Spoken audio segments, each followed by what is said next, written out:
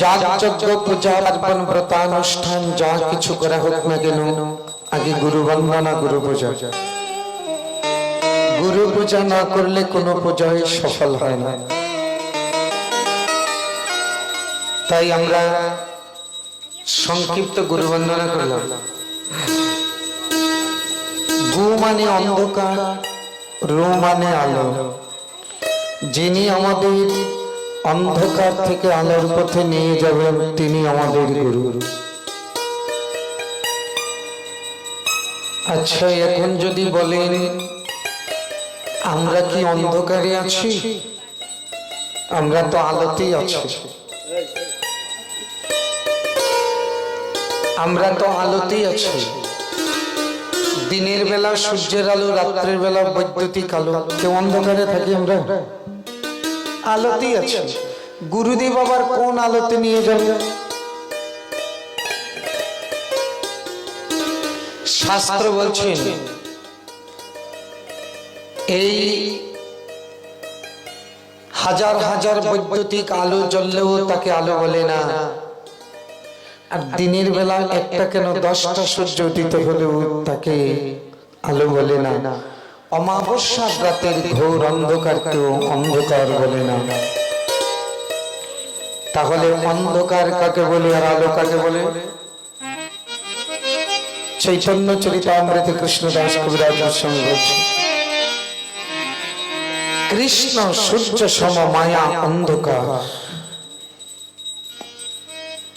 কৃষ্ণ হয়েছে সূর্য, মায়া হয়েছে অন্ধকার।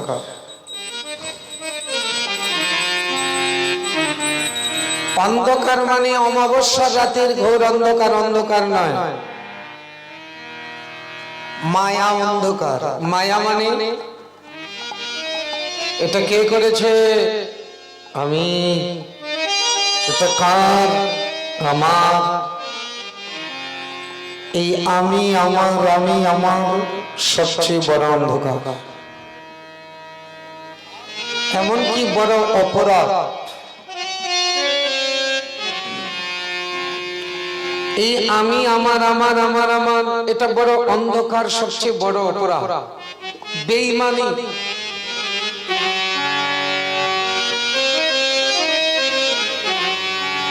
আচ্ছা, যদি বলেন আমার ছেলে আমার মেয়েকে আমার আমার বলবো না? কি বাবা, আমার ছেলে মেয়ে ঘর বাড়ি আমার বলবো না? বলে না, এই আমার আমার বলাটাই বেঈমানি। কেমন? এই কথা নয়।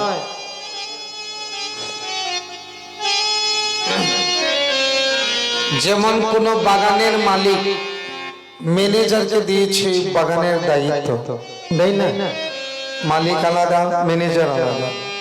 তো ম্যানেজারকে দিয়েছে তুমি বাগান দেখাশোনা করো।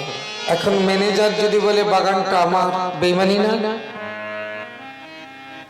তো আপনার যে ছেলে মেয়ে ভাই বন্ধু নিয়ে সুন্দর একটি বাগান, এই বাগানটার মালিক আপনি। কে এই বাগানের মালিক? ঈশ্বর। আপনাকে দিয়েছে ম্যানেজার দেখাশোনা, আর আপনি বলছেন আমার, বেঈমানি না? তবে যার তার সাথে বেঈমানি না, স্বয়ং ভগবানের সাথে বেঈমানি। আচ্ছা, এই অন্ধকার কি সূর্যের আলোতে যাবে? এই হ্যালোজিন জ্বালালে যাবে? গুরুদেব এসে বলে, আরে কি তোমার তোমার তোমার তোমার করছো? তুমি কা? তুমি কা? কথা নয় মা, চুপচাপ বসে যান।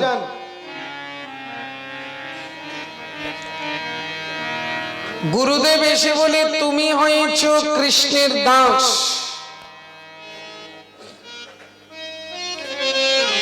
তুমি হয়েছ কৃষ্ণের দাস। আমরা সবাই কৃষ্ণের দাস, ভগবানের দাস। এটাই আমাদের আসল পরিচয়। আর অমুকের বাবা, অমুকের ছেলে, এগুলো আমাদের আসল পরিচয় নয়। আমাদের এক একজনের জীবিত থাকতে কতগুলো পরিচয় হয়। আমরা যখন ছোট থাকি তখন বলে না অমুকের ছেলে, বলে না অমুকের নাতি বলে না, যখন বড় হই বলে অমুক, যখন বিয়ে শাদী করা হয় তখন বলে অমুকের জামাই, বলে কি না? যখন ছেলে মেয়ে হয় তখন বলে অমুকের বাবা, নাতি নাতনি যখন হয় তখন বলে অমুকের দাদু। আরে ছিলে তো কয়দিন আগে অমুকের নাতি, এখন হয়ে গেছে অমুকের দাদু। তাহলে আমাদের পরিচয় কত পরিবর্তন হয়। এইসব পরিবর্তন ক্ষণস্থায়ী। আমাদের আসল পরিচয় হয়েছে জীব নিত্য কৃষ্ণ দাস। হনুমান যখন লঙ্কায় গিয়েছিল তখন রাবণ জিজ্ঞাসা করছে, কে তুমি বানর? হনুমান নিজের নামটি বলেনি, বলছে কপিকুলে জন্ম মোর শ্রীরামের দাস। এই দেখুন পরিচয়। আর আমরা যদি কারো নাম বলি, নিজের নামটা নিজে বলি, তো নামটা আরো কতটুকু লম্বা চৌড়া করে বলা যায়, এভাবে বলার চেষ্টা করি। আমাকে চেনো, আমি অমুক বলতে চাই না। আমাকে চিনো না, আমি এই করেছি, সেই করেছি, এটা করেছি, ওটা করেছি, একেবারে সব করেছি, আমি অমুক। আর হনুমানের মতো পৃথিবী শ্রেষ্ঠ বীর, সে বলছে কপিকুলে জন্ম মোর শ্রীরামের দাস। এই দেখুন আমাদের আসল পরিচয়, জীব নিত্য কৃষ্ণ দাস। এই যে অন্ধকার থেকে আমাদের আলোর পথে নিয়ে গেল, গুরুদেব আমাদেরকে জানিয়ে দিল তুমি কৃষ্ণ দাস। তাই শ্রীকৃষ্ণের ভজন করো, শ্রী বৃন্দাবন যুগল ভজন ধন মোহে করল উপদেশ। গুরুদেব শ্রীকৃষ্ণের পরিচয় করে দিলেন, তার সাথে সম্বন্ধ করে দিলেন, আর কৃষ্ণ ভজনের উপদেশ দিলেন। গুরুদেবের কর্তব্য শিষ্যকে কৃষ্ণ ভজনের উপদেশ দেওয়া। হ্যাঁ, তবে ভালো করে শুনে রাখুন, যদি কোন গুরুদেব কৃষ্ণ ভজনের উপদেশ না দেয় তাহলে উনি যথার্থ গুরু নয়। আচ্ছা, অনেকে প্রশ্ন তুলবেন, শ্রীকৃষ্ণ আবার ঈশ্বর হবে কি করে? আরে ঈশ্বর তো নিরাকার, আমরা সবাই জানি না? ঈশ্বর নিরাকার। তো শ্রীকৃষ্ণের তো দেহ আছে, রামচন্দ্রের তো দেহ আছে, ওনার আবার ঈশ্বর হবে কি করে?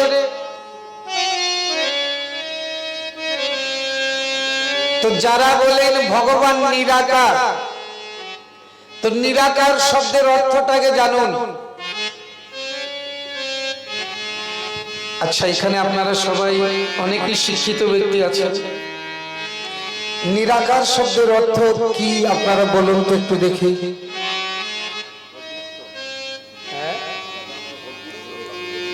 এটাই আমরা সবাই জানি, নিরাকার মানে যার কোনো আকার নাই, এটাই তো আমরা সবাই জানি। কিন্তু এই অর্থটা সম্পূর্ণ ভুল। নিরাকার শব্দের প্রকৃত অর্থ আমরা জানি না। তাহলে দেখুন, সারা জীবন যা জেনে আসছি, বলে আসছি, সেটা ভুল। নিরাকার শব্দের অর্থ যার আকার নাই, এটা নয়।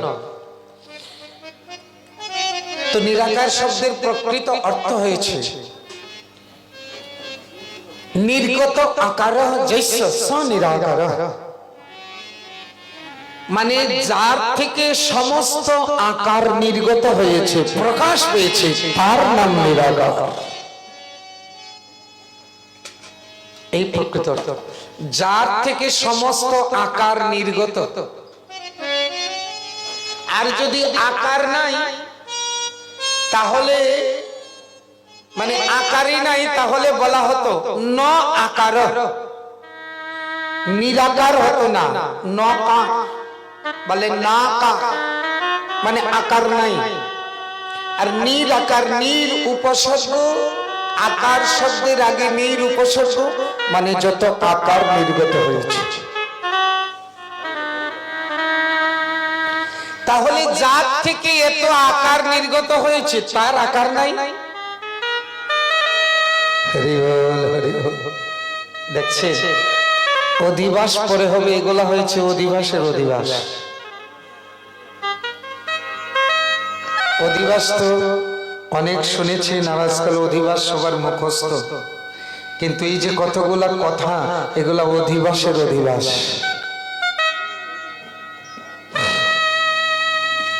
তাহলে যারা বলে ঈশ্বরের কোনো আকার নাই, তারা নিরাকার শব্দের অর্থই জানে না। যার থেকে পৃথিবীর সমস্ত আকার বহির্গত নির্গত হয়েছে তাকে বলা হয় নিরাকার। আচ্ছা, কতটা আকার নির্গত হয়েছে একটু চিন্তা করো।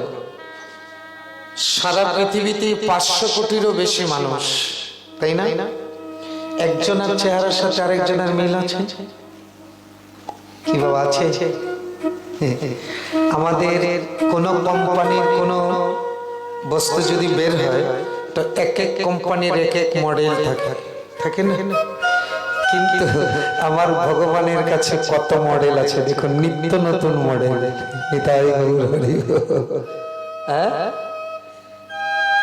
এই পর্যন্ত যত জন্ম নিয়েছে, এরপরে যত জন্ম হবে সব নিউ মডেল।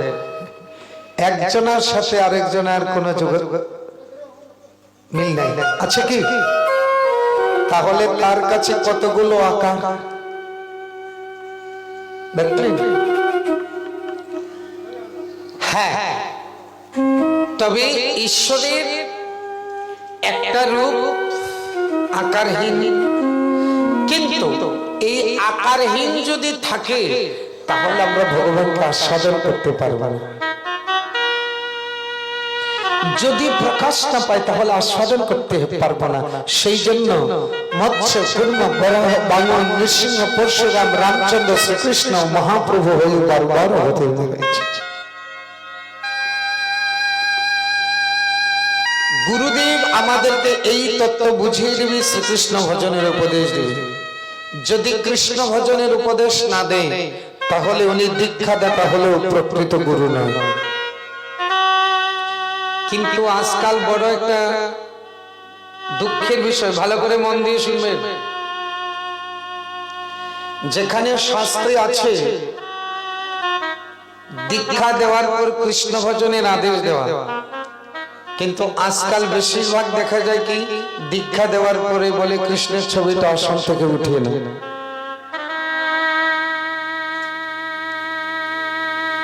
আচ্ছা, যারা বলে শ্রীকৃষ্ণের ছবিটা আসন থেকে উঠিয়ে নেও, ওরা কি সঠিক ধর্ম প্রচার করছে? শ্রীমদ্ ভগবদ গীতায় বলছে সর্বধর্মান পরিত্যজ্য মাম একং শরণং ব্রজ।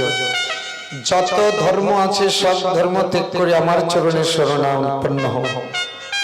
আর কোনখানের হরিদাস পালেরা এসে বলে শ্রীকৃষ্ণের ছবি উঠাইয়ে দাও, তাহলে তারা ধর্মীয় সংস্থা না অসুরের সংস্থা?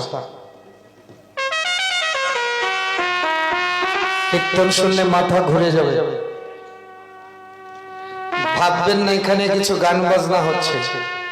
এখানে যা পাবেন স্কুল কলেজ ইউনিভার্সিটিতে পাবেন না। হ্যাঁ, কীর্তন যদি না শুনেন জীবনে অনেক কিছু অজানা থাকবে। যদি কেউ কৃষ্ণ ভজনের উপদেশ না দেয়, শ্রীমদ্ ভাগবতের পঞ্চম স্কন্ধের পঞ্চম অধ্যায়ের 18 নম্বর শ্লোকে বলছেন কি, গুরুর ন স্যাৎ স্বজনো ন স্যাৎ পিতা ন স্যাৎ জননী ন স্যাৎ দৈবং তৎসন্ন পতিশ্চ ন স্যাৎ ইয়ঃ ন মোচয়েৎ সংসার সমবেতম মৃত্যুম। এই মৃত্যুময় সংসার থেকে উত্তীর্ণ হওয়ার উপায় যদি কেউ না বলে, অর্থাৎ কৃষ্ণ ভজনের উপদেশ যদি কেউ না দেয়, তাহলে সে জন্মদাতা হলেও প্রকৃত পিতা নয়, গর্ভধারিণী হলেও প্রকৃত মাতা নয়, রক্তের সম্পর্ক হলেও প্রকৃত আত্মীয় নয়, এমনকি অগ্নি ব্রাহ্মণ সাক্ষী রেখে পানি গ্রহণ করলেও বিবাহ করলেও সে প্রকৃত স্বামী নয়। আর সেই দেবতা নয়, সেই দীক্ষাদাতা হলো প্রকৃত গুরু, নয় যদি কৃষ্ণ ভজনের উপদেশ না।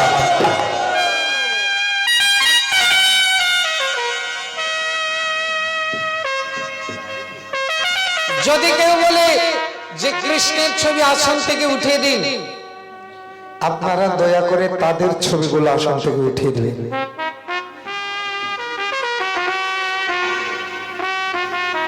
এখানে যারা আছেন, এখনো যারা গুরুচরণে আশ্রয় গ্রহণ করেননি, আপনাদের যার যেখানে শ্রদ্ধা সেখানে গুরুচরণে আশ্রয় গ্রহণ করে নেবেন। কিন্তু একটা সাবধান, টানাটানির মধ্যে যেন পড়বেন না। বাস স্ট্যান্ডে গেলে এক হেল্পার এদিকে টানে, আরেক বাসের হেল্পার আরেক দিকে টানে। একজনে বলে আমার বাসে উঠুন, আরেকজনে বলে আমার বাসে উঠুন। গুরু দীক্ষা নেওয়াটা যেন বাস স্ট্যান্ডে টানাটানিতে পারবেন না। মনে মনে গুরু অন্বেষণ করুন, গুরু খুঁজুন। খুঁজতে খুঁজতে একদিন ভগবান মিলিয়ে দিবে। কৃষ্ণ যদি কৃপা করে কোন ভাগ্যবানে গুরু অন্তর্যামী রূপে শিখায় আপনি, গুরু অন্বেষণ করতে করতে একদিন আপনার হৃদয়ে সাড়া দেবে যে উনি আমার গুরুদেব। যেদিন অন্তর্যামী সাড়া দেবে, তার চরণে জীবনের মতো আশ্রিত হয়ে যাবে। টানাটানিতে পারবেন না। আর যারা যারা গুরুচরণে আশ্রয় গ্রহণ করেছেন, সবাই যার যার নিজ নিজ গুরুদেবের শ্রীচরণে মনে মনে প্রণাম জানান। আর নিবেদন করুন, আগামী দিন এখানে যে অষ্টম প্রহর ব্যাপী কীর্তন হচ্ছে, গুরুদেব কৃপা করে যেন এই সংকীর্তনে যেন আনন্দ এবং ভক্তি প্রদান করে এবং সুন্দরভাবে সুসম্পন্ন হয়।